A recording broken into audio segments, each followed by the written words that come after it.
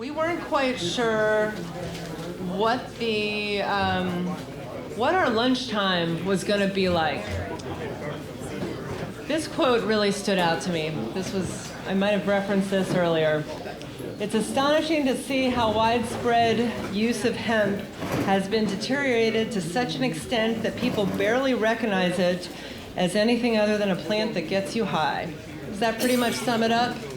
That's been where our country where a lot of folks in the world have been for the last 80, 90 years. We have lost our history with hemp. And as we're getting resettled here today and about to go into, I hope, a really robust conversation with the processors, and each of these four folks are going to come up. They're looking at farming. They want to work with farmers, but they also know processing and drying is a critical piece of this puzzle. But in all of these conversations, and I'm sure that you all getting interested in this, you're hearing the same questions I'm hearing. Just your local Jackson County affiliate for ABC was interviewing me earlier, and she said, "What is hemp?" This is the question most people want to know, right?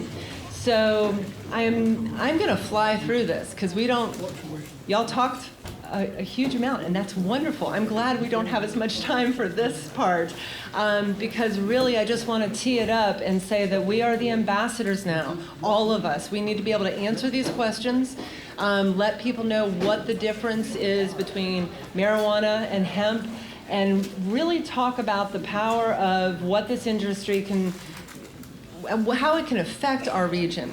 And I didn't lean into this so much earlier, but I've heard a number of you talking about this, and it was fascinating. When you were asked who's thinking about CBD oil, we barely saw any hands in the room go up. From my perspective, looking at us as a region, the jobs that we need, the kind of land that we have, the products that could be developed from fiber, the type of farming practice that might work for you all, that's really where the more sustainable economy comes in. If we can build on what we've done in the last few months and go right into, and frankly, we've already started talking about this as the next step for maybe this series, looking at the product development. We need to recruit and create manufacturers so we can do everything from livestock feed to construction materials to plastics. So this is just teeing up that we all need to be ambassadors. This came from an MIT People's History Report that happened to be on Alan Witter's website, and you will hear from him in a little while. And again, I'm gonna fly through it because we only got a couple minutes, then I'm gonna transition. I'm not sure you saw this sign, but this was one of the first hemp farms in Colorado, and it says, "This hemp crop is for industrial fiber, THC content nil. Please leave it alone." So, that's part of the education, right? Don't steal my crop here because it's not going to do anything for you. Some of you probably know a lot of this, and I encourage you, this is not exhaustive at all. I'm doing my own research and Google searches and other things, and there's a lot of maybe questionable facts, so I really stuck to some of the industry association websites and others. But there is a wealth of information about how long hemp has been used globally and archaeological evidence of it. They're finding fabric, cloth from Mesopotamia, which is Iraq, Iran, from 8,000 years ago. There was a reference to a Chinese emperor training people on how to create hemp fiber, so it was an early industry. And there's a lot of timelines that are online. One of the interesting things, again, I'm not going to read all of these, but 1535, Henry VIII, he had an act. That's the image on the side there. You had to grow hemp for 1/4 of an acre or else you were fined. That was in England in 1535. That was, okay. So I was kind of deleting some of these because we're going to be moving so fast, so forgive me for not having it 100%. It was the middle part here, the canvas. This really stuck out to me as we learn more facts. Hemp rope, 3 times stronger than cotton and resistant to salt water. This is what the canvas sails were made of. That's why Henry VIII and so many others focused on this. In the United States, hemp was probably here before Europeans or anyone else came, but it was a major crop for our country. You've heard the stories, right, that Jefferson and Washington and others were farming. One of the early drafts of the Declaration, those types of stories, they're out there and they're verified. Used to be kind of folklore, right?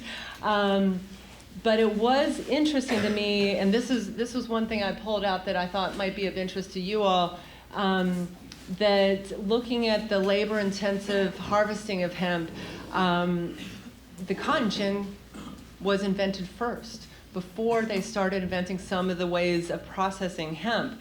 And so cotton started to overtake hemp for textiles. In 1917, they came up with a way to process hemp easier, but just 20 years later, the US made it illegal. And so that technology was going away. Others, I mean, there's a lot of technology that exists in the world, but we lost a lot of this history. I'm going to skip through this. So, World War II. Has anybody watched the Hemp for Victory video? There you go. A few of y'all. Okay. It is close to 14 minutes. I encourage you to watch this video. It's free. It's on YouTube. It was produced by the Department of Defense, and it was hemp for the war effort. And really encouraging people, because they needed the rope for the Navy. They needed all kinds of different things. So there was a huge push across the U.S., hemp for the war effort, and there's some of the posters that they created. So it was a major issue, like a public education issue. But it was being used for a lot of different things. This is pretty much what I had said a moment ago. And I'm going to pause here for just a second, and then we're going to transition. I wondered about this question, I would say, for the last 20 years. I've said this to some of you, but for my part, I actually remember a special that Peter Jennings did about 94, 95. It was called Pot of Gold. And it really stood out to me. I remember him interviewing Georgia farmers, talking about the subsidies and other things like that, and they were speaking more to marijuana. To me, it stood out with hemp, that this could really be a way to diversify our crops and help us because there were so many uses. And it has been on my mind for a long time. I was in Seattle in 2000 when Canada legalized hemp. And I started to see the conversation about what was going to happen at the border. Were they going to be able to send seeds down or other, fiber for textiles, things like that? And the DEA had a lot of issues. They stopped a lot of trucks, right, with the seeds and others at the Canadian border.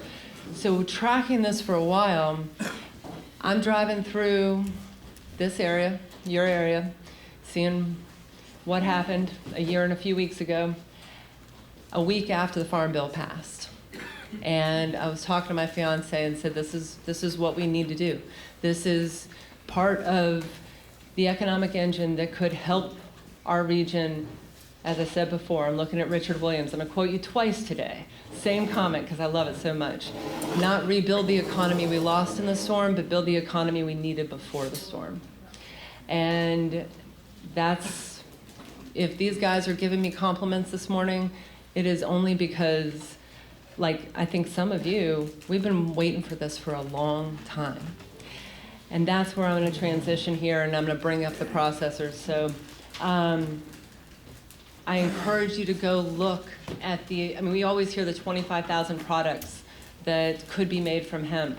We got to start the R&D. We got to look at how to develop what our hemp is best for once we start planting and growing. And we got to start those businesses and recruit the businesses. Right, Jim? It's not just a processor, it's a next step, right? And that's jobs, my favorite phrase, from the farm to the factory and beyond. That's it. We need housing here. We need all the other things we've been talking about for a long time. I'm very fond of a phrase, it's not a silver bullet, it's silver buckshot. And so we need a lot of different types of products to be made, I think, in this region, a lot of different industries, but this is one that can really help a good bit. And we're going to make it work. So the last thing I wanted to point your attention to It's kind of blurry. This was TennesseeHemp.org. They produced this series of memes that hemp looks like this, and it's paper and fuels and everything else. So I want to give a shout out to Melissa Franklin and Caroline Smith at the Regional Planning Council. Melissa, by the way, was a contractor with the Planning Council developing the logo and the website and everything else. She was so fantastic for the last summit, so fantastic. Chris hired her, and she's communications director for Planning Council now. So she's really focused on this. All the posters in the back are memes that they have come up with to start to tell our own story of what hemp looks like. If you have a fun fact, if you have something, and here's one that I will leave you with right now. Paper pulp. Some of you may be in timber. I did not know this until the last few months. It is my understanding that you might cut 8-year-old trees or so for the paper pulp while the rest of your crop matures. Is that about right? No? 15 years. I've seen. For thinning. Okay, I've seen 8 to 15, but okay, Jim, you and I are gonna have to talk about this because other timber farmers, silviculture farmers have told me that's true, but we will debate that. The main point is an acre of trees after 8 to 15 years produces the same amount of paper pulp as an acre of hemp after about 16 weeks. If you still want to do timber, this can be an addition to the crop. These are the types of things we need to look at. You find a fun fact like that, let us know.